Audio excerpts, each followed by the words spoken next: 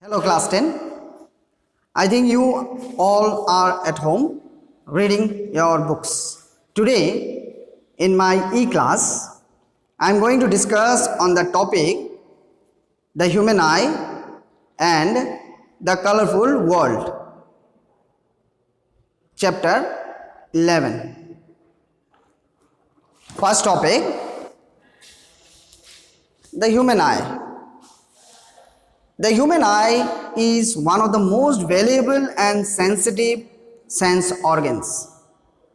It enables us to see the wonderful world and the colors around us. Next topic, we are going to discuss about the main parts of human eye.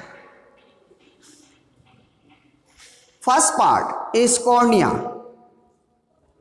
Transparent tissue covering the front of the eye that lets eye travel through it. Next part is iris, a ring of muscles in the colored part of the eye that controls the size of the pupil. Next part is pupil, an opening in the center of the iris that changes size to control how much light is entering the eye. Next point is sclera. Is the white part of the eye that is composed of fibrous tissue that protects the inner workings of the eye. Next part is lens. It is located directly behind the pupil. It focuses light rays onto the retina. Next part is retina. It is a membrane at the back of the eye that changes light into nerve signals. Next part is optic nerve, a bundle of fiber, that is nerve fiber that carries messages from the eye to the brain. Next part is choroid. The choroid is a layer of blood vessels between the retina and sclera. It supplies blood to the retina. Next part is ciliary muscle. It changes the shape of the lens. It relaxes to flatten the lens for distance vision. For close work, it contracts, rounding out the lens. Last part of human eye is aqueous humor, a water-like fluid produced by the ciliary body. It fills the front of the eye between the lens and cornea and provides the cornea and lens with oxygen and nutrients. It drains back into the blood stream through the canal of scalum. Next topic, we are going to discuss about the working of human eye. Light enters the eye through a thin membrane called the cornea. It forms the transparent bulge on the front surface of eyeball. The eyeball is approximately spherical in shape with a diameter of about 2.3 centimeter. Most of the refraction for the light rays entering the eyes occurs at the outer surface of the cornea. The crystalline lens merely provides the finer adjustment of focal length required to focus objects at different distances on the retina. We find a structure iris behind the cornea Iris is a dark muscular diaphragm that controls the size of the pupil. The pupil regulates and controls the amount of light entering the eye. The eye lens forms an inverted real image of the object on the retina. The light sensitive cells get activated upon illumination and generate electrical signals. These signals are sent to the brain via the optic nerves. The brain interprets these signals and finally processes the information so that we perceived objects as they are, that is, without inversion. Next topic we'll discuss about the power of accommodation. The process by which the ciliary muscles change the focal length of an eye lens to focus distant or near objects clearly on the retina is called the accommodation of the eye.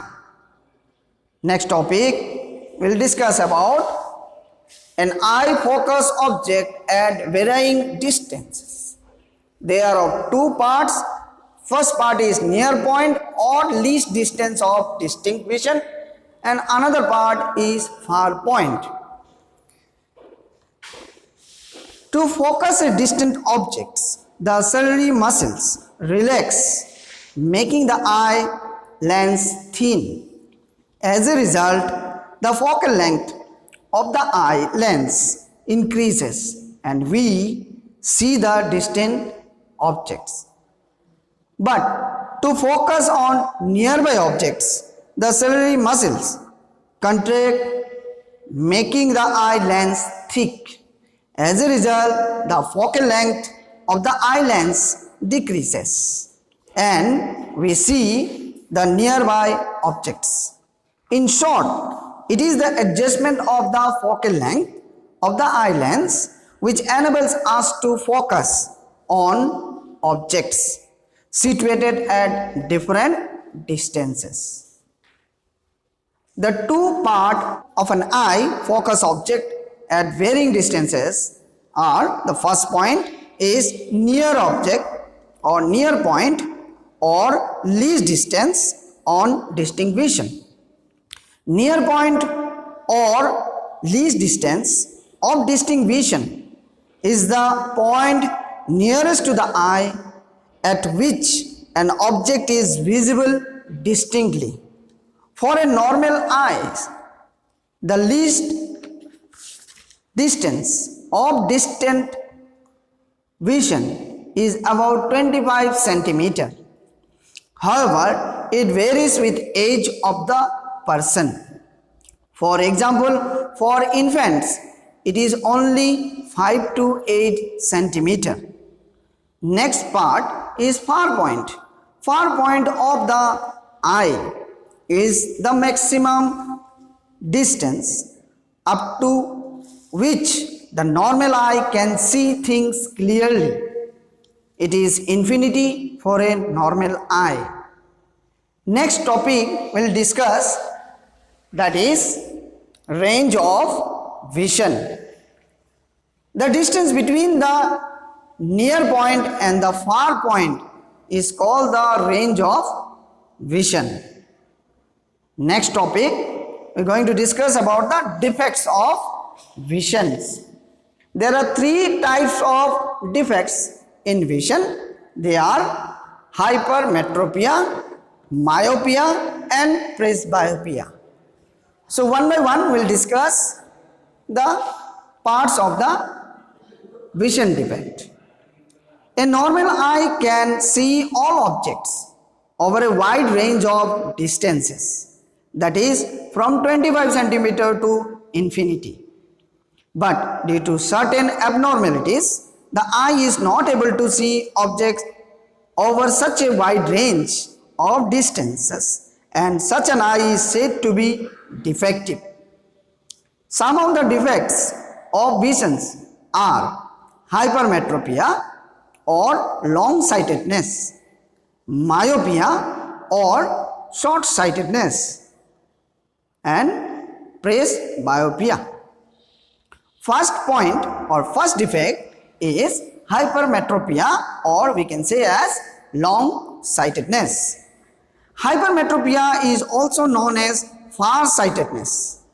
Hypermetropia is the defect of eye due to which eye is not able to see clearly the nearly object, though it can see the distant object clearly. First point of defects of visions is hypermetropia. Hypermetropia is also known as far-sightedness. Hypermetropia is the defect of the eye due to which the eye is not able to see clearly the nearby objects, though it can see the distant object clearly. The near point for a person is further away from the normal near point, that is 25 centimeter. Such a person has to keep a reading material much beyond 25 centimeter from the eye for comfortable reading. This is because the light rays from a close by object are focused at a point behind the retina. These defects arises either because the focal length of the eye lens is too long, the eyeball has become too small. This defect can be corrected by using a convex lens of appropriate power. Eyeglasses with converging lenses provide the additional focusing power required for forming the image on the retina. Next defect is myopia. Myopia is also known as nearsightedness. A myopic person cannot see distant object clearly because the far point of his eye is less than infinity. Myopia is the defect of the eye due to which the eye is not able to see the distant object clearly. Myopia is due to the elongation of eyeball, that is, the distance between the retina and eye lens is increased. Myopia is due to decrease in focal length of eye lens. In a myopic eye, the image of the distant object is formed in front of the retina and not at the retina itself. This defect may arise due to excessive curvature of the eye lens or elongation of the eyeball. This defect can be corrected by using a concave lens of suitable power. A concave lens of suitable power will bring the image back on the retina and thus the defect is corrected. The third defect of vision is presbyopia. Presbyopia occurs at the age of 40 years and its main symptom is reduced near vision. Difficulty in reading without glasses at 35 to 40 centimeter and fatigue after a short period of close work is present. Normally, the lens is flexible enough to change its shape when focusing at closed object.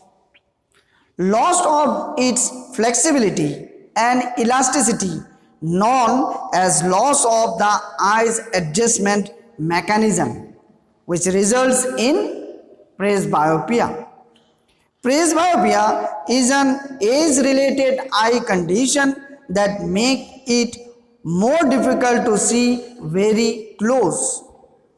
At the young age, the lens in our eye is soft and flexible. The lens of the eye changes its shape easily, allowing us to focus on objects, both close and far away objects. At the age of 40, the lens becomes more rigid because the lens cannot change shape as easily as it once did. It is more difficult to read at close range. This normal condition is called presbyopia.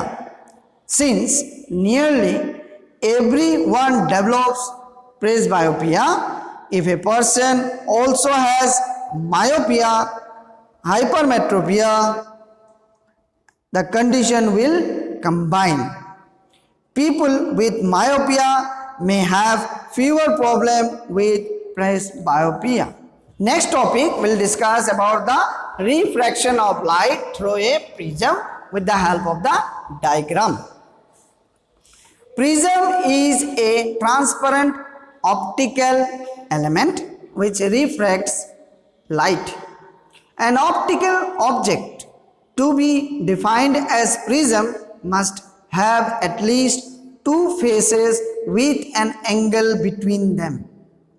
A triangular glass prism has two triangular bases and three rectangular lateral surfaces. These surfaces are inclined to each other. The angle between its two lateral faces is called the angle of prism. With the help of diagram, we can understand the refraction of light through a prism.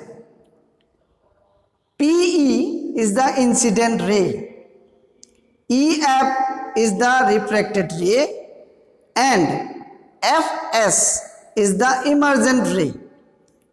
A ray of light is entering from air to glass at the first surface AB. So, the light ray on refraction has bent towards the normal. At the second surface AC, the light ray has entered from glass to air. Hence, it has bent away from normal. The peculiar shape of the prism makes the emergent ray bend at an angle to the direction of the incident ray. This angle is called angle of deviation. In this case, D is the angle of deviation. Here, with the help of the diagram, we can find that a prism is taken facing the three angles A, B, C. When a light ray PQ from air medium to the glass medium enters, the refracted ray bend towards the normal, forming an angle of with normal and incident ray angle I. And when it emerges out from glass medium to air medium, the refracted ray move far away from normal. With the help of normal and the refracted ray, an angle is formed which is known as angle of emergence. The extended part of the incident ray and the refracted ray meets at a point G, and the angle formed by these two rays is the angle of deviation. Next topic will discuss about the dispersion of white light by a glass prism. When a ray of light enters the prism, it bends towards the normal because light is entering from a rare medium to a denser medium. Similarly, when the light emerges from the prism, it follows the laws of refraction of light. Due to the angle of prism, and due to different wavelengths of different components of white light, the emergent ray gets segregated into different colors. Finally, a colorful band of 7 colors is obtained. This phenomenon is called dispersion of white light by the prism. With the help of the diagram, a white light, when it enters through the glass prism, it segregates into 7 colors in the screen, that is red, orange, yellow, green, blue and violet. Next topic is rainbow formation. A rainbow is a natural spectrum appearing in the sky after a rain shower. It is caused by dispersion of sunlight by tiny water droplets present in the atmosphere. A rainbow is always formed in a direction opposite to that of the sun. The water droplets act like small prisms. They infract and disperse the incident sunlight, then reflect it internally, and finally refract it again when it comes out the raindrops. Due to the dispersion of light and internal reflection, different colors reach the observer eyes.